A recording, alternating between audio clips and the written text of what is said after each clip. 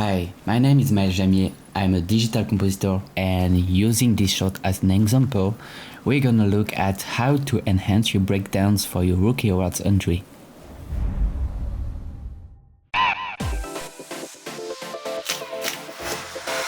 On fait un costume de post-apocalypse comme E.T.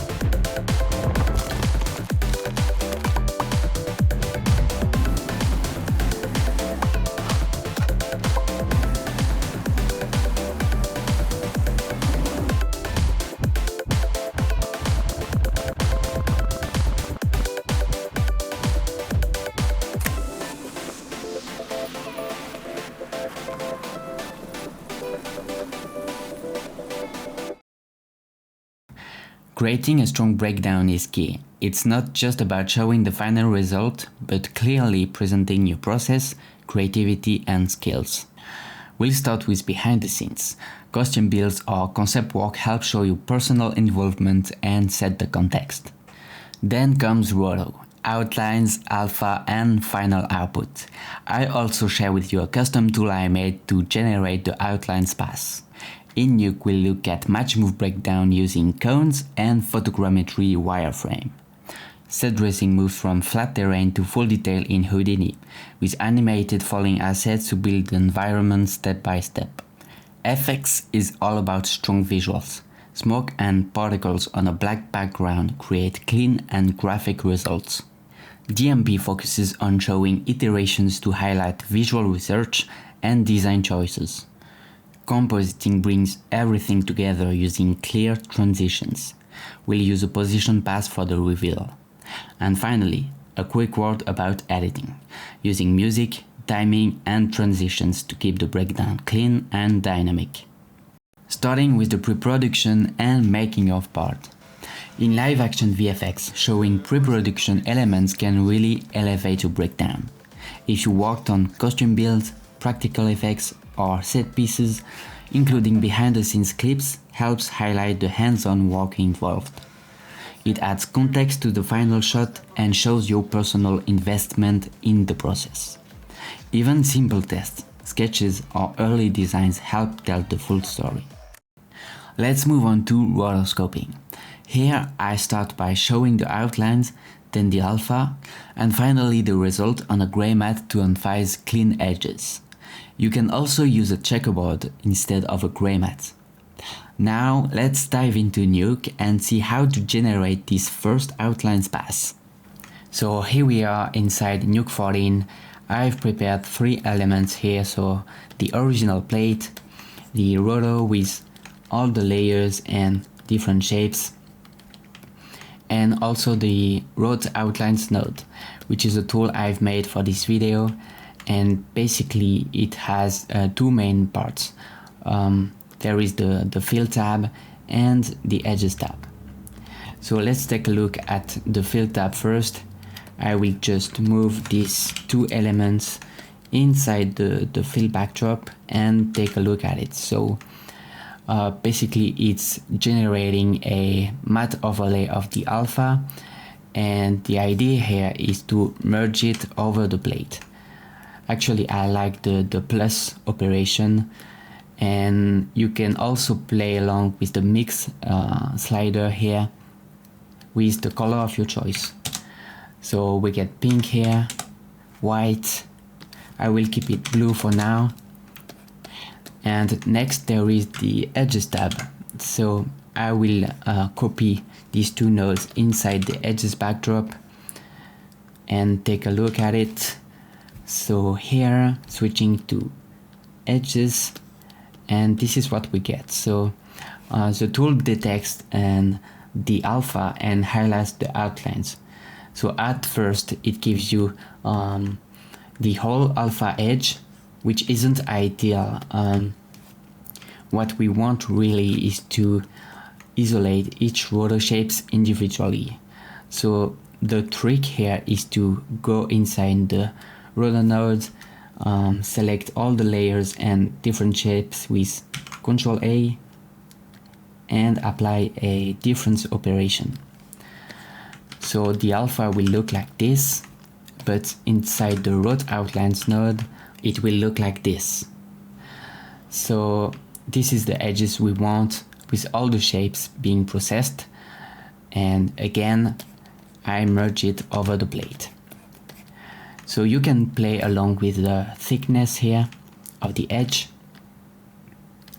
the multiply and the mix. Now that's the full roto processed in one go. But to make it even more visual, I recommend separating the roto into parts like head, torso, legs and shoes, and assigning a different color to each. So here I have another setup where I've split my roto into multiple rotos and applied a Rot Outlines node to each with the fill mode activated and with different colors. So for example, here I have the left leg in red, here I have the right shoe in blue, here the left shoe in yellow, etc. And when I merge them all together, I get a multicolored mat that clearly shows the roto structure. So same thing for the edges. I've separated my roto into multiple rotos and apply a Rot Outlines to each. But here, just like we saw before, I've applied a difference operation to each roto. And with the edges mode activated, and here I try to keep the color consistent. For example, here the left leg edge is red, just like the left leg mat. So merging it all gives me a color outline path that reads super well. And finally, I merge it all back over the plate to give a clean and organized view of the roto work with matte overlay and outlines, making it easy to read and understand how the roto was done. And you'll find the Rot Outlines tool link in the description of this video if you want to check it out. Let's move on to the Matchmove section. Here I show the photogrammetry mesh and use 3D cones to clearly visualize how the tracked camera moves through space. Keeping the breakdown clean and simple helps highlight the precision of the track and how it integrates with the real-world environment. Alright, so we're inside Nuke and I've set up a simple script to showcase the Matchmove breakdown. So we are working with 4 main elements here. So the original plate, the tracked camera, the ground mesh, and a basic cone geometry. So let's start with the cone setup. Here I also have multiple 3D points. So at first they were just 2D tracks, but once the camera solve was complete, they were projected into 3D space, just like this one. Then I've transferred the translate information from each of these points to a transform geonode, so each cone follows its corresponding 3D point, like this one. So then I applied a wireframe shader and rendered everything using a skyline render connected to the tracked camera. After that, I used the alpha channel to create a clean red matte, like this. So this gives me a nice visual with red cones over the plate. And you can also go with the wireframe look by using the red channel here in the shuffle as the alpha. Now let's look at the ground mesh. So in my case, I'm using a Poisson mesh generated from a point cloud inside Nuke. but you could also use the photogrammetry mesh if you have it for your project. So just like the cones, I applied a wireframe shader and used the skyline render node to get the wireframe pass. Then, just like before, I shuffled the red channel into the alpha channel to make it transparent over the plate, just like this. And to composite everything together, I applied a lens distortion node on CG, which was calculated from a lens grid shot I made in order to match the distortion of the original plate. So finally, I merged the character back on top to complete the Matchmove breakdown.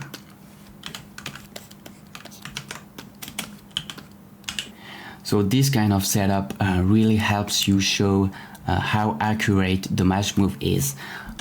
You can clearly see if the ground mesh and cones stick properly to the plate without sliding. And that's it for the Matchmove section, a clean and simple way to showcase tracking precision in your breakdown.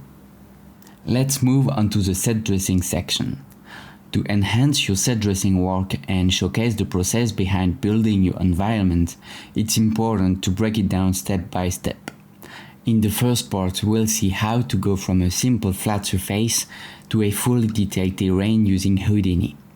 Then we'll look at how to progressively drop the assets into place to clearly visualize how the entire scene comes together.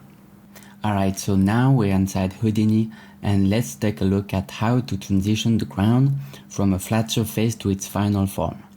So for this breakdown, I've prepared two versions of the terrain. One of them here is the final detailed version I created using the high field workflow in Houdini. And the other one here is a simplified Poisson mesh that we saw earlier in the Matchmove section.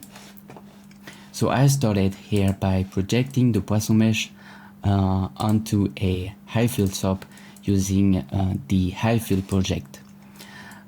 So this step helps preserve the interaction between the ground and the character while still giving us flexibility to work around that surface.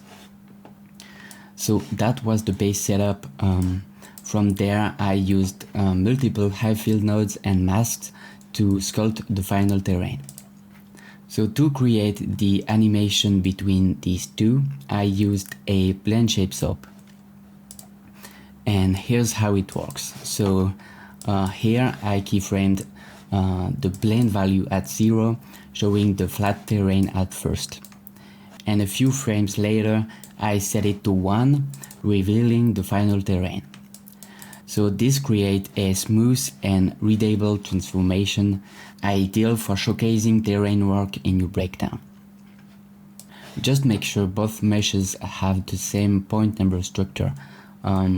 Otherwise, the blend won't work properly and you might get unexpected results.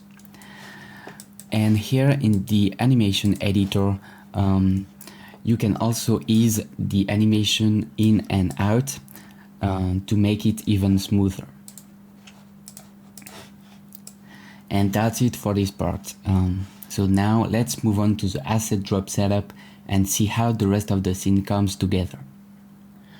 Alright, let's move on to the second part of the set dressing section, this time focusing on animating the assets falling into place inside Houdini. So I'm starting here with a scatter of points, which will be used to instance small grass elements across the terrain. To control where they appear, I used a combination of high field SOP and masks, giving me full control over the position of the points. Then density with a scatter SOP, then orientation and scale with vex code. Now let's look at how to animate these points falling into place step by step.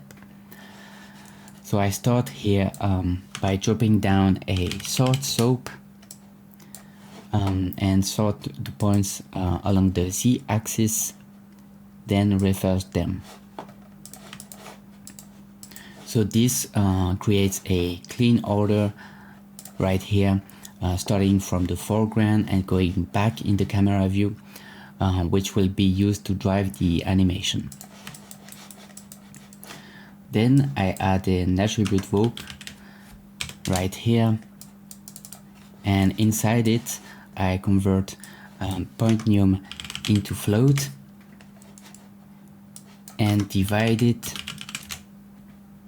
by num point in order to normalize the range from 0 to 1. Then I plug this into a ramp parameter right here and set it to spline ramp. Then I plug the ramp into the color attribute. So inside the attribute VOP, this gives me a gradient across the points from 0 to 1, and I can animate over the time to define when each point should fall. So here I'm dropping a keyframe, and a few frames later another keyframe. So I get this nice gradient animation. And right after that I add an attribute wrangle to affect the Y position of the points with this vex code. Here I'm creating the multiply and plus parameters. So basically the color attribute comes from the ramp in the VOP we created. Next, the multiply here controls how high each point starts, and the plus operation lets me shift all the points up or down uniformly. And I found out that 50 is a great number for the multiply value, and at the beginning of the animation I set a high value here of 3 to get everything out of frame. So with a keyframe here, and 2 frames later with another keyframe back to 0. So we get this nice animation of points falling down. And back in the object level here, we can now see the grass being instanced onto the points. And to make the animation easy to read in the viewport, I switched the background to dark mode here. And since there are quite a lot of points, the playback can be a bit heavy. So I render a quick flickbook from the camera to preview the animation smoothly. So there we go, the grass instances fall from front to back, progressively filling the scene here. So the idea is to duplicate this setup for the other elements in your environment so they fall into place one after another. And that's it for the asset animation. This approach gives you a dynamic way to reveal your set dressing work in your breakdown. We are diving into the FX section now, focusing on how to showcase smoke simulations in a way that's clean, readable, and impactful. A great technique is to isolate the effects from the rest of the shot and display it on a black background. It's super effective and it keeps things clean and graphic, and really lets you appreciate the motion and detail.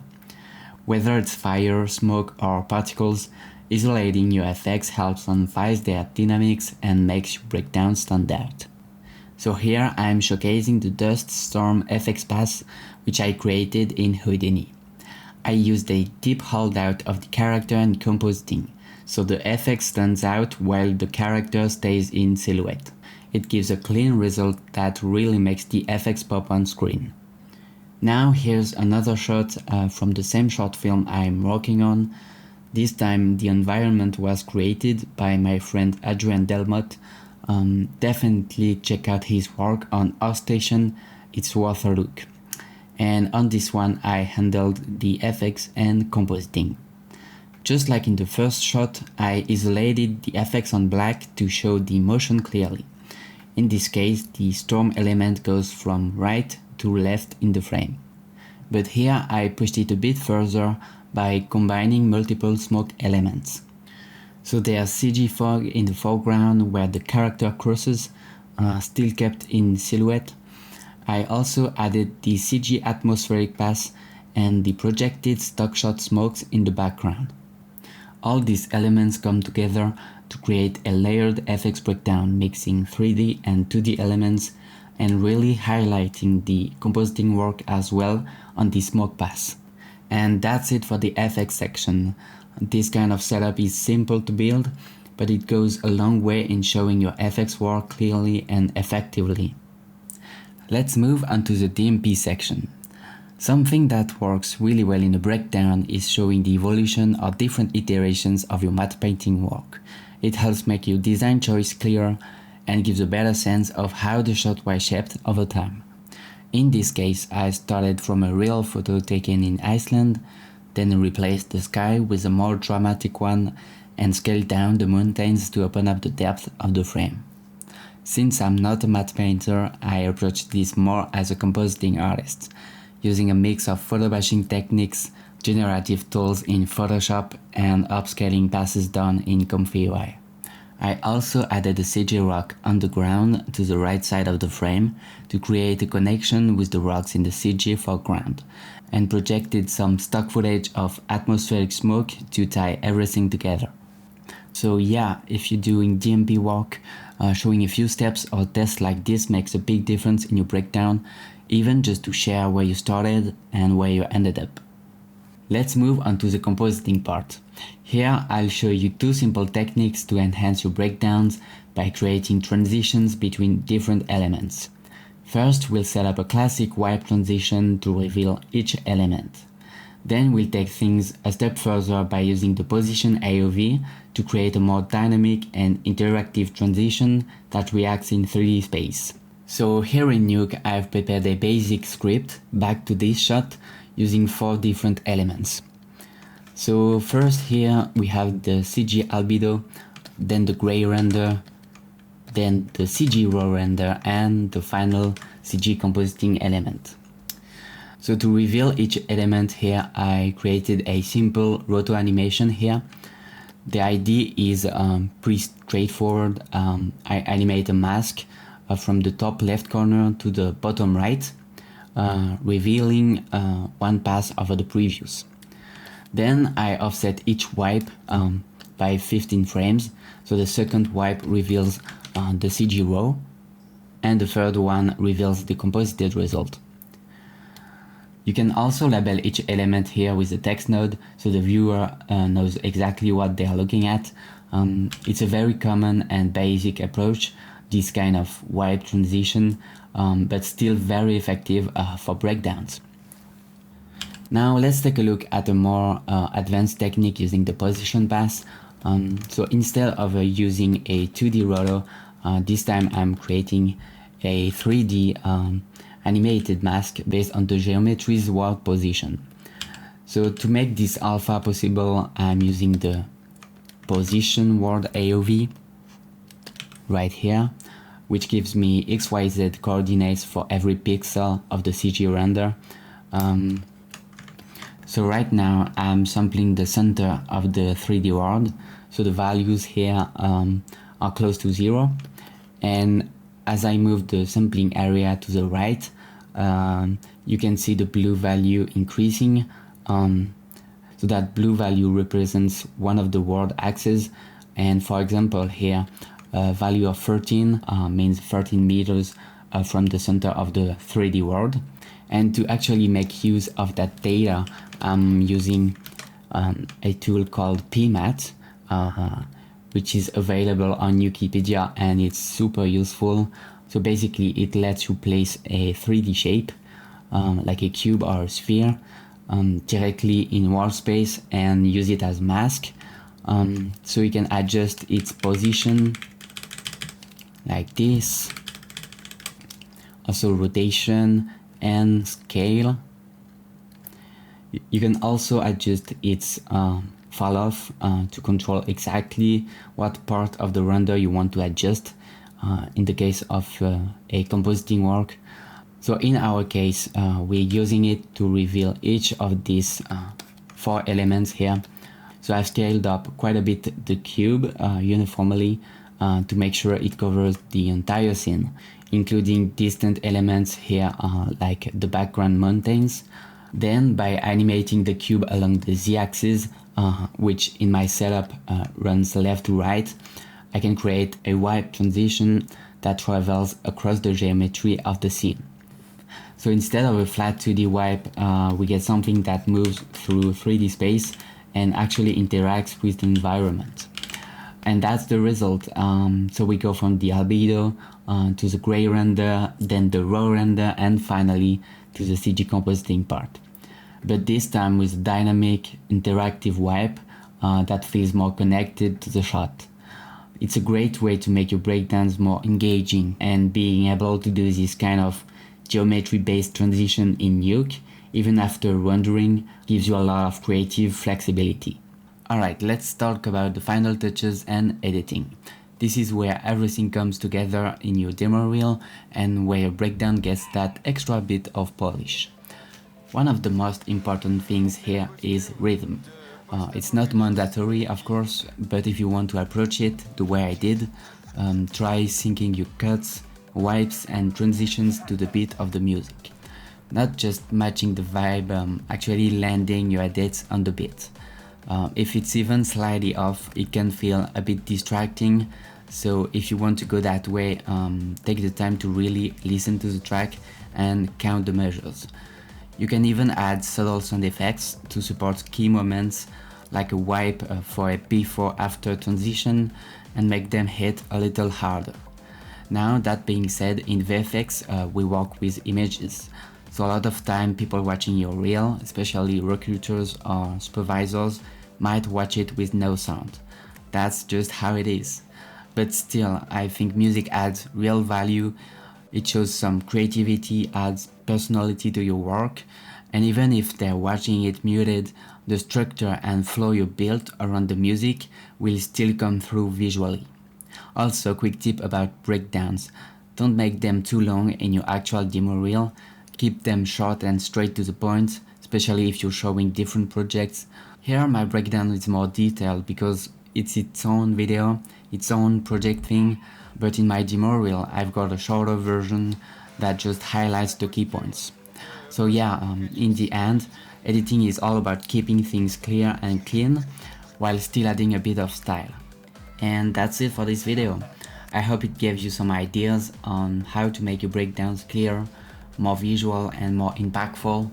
We went through behind the scenes, roto, Matchmove, set dressing, FX, DMP, compositing, even a bit of editing at the end. Hopefully that gave you a solid structure to build on, and I was really happy to contribute to the rookies community by putting this video together, and I hope it helped you build something awesome for your rookie RAS entry. If you've got any questions, feel free to reach out on LinkedIn or on the rookies community Discord server. I hang out there and I'll be happy to chat. Thanks a lot for watching, good luck with your projects, and see you around.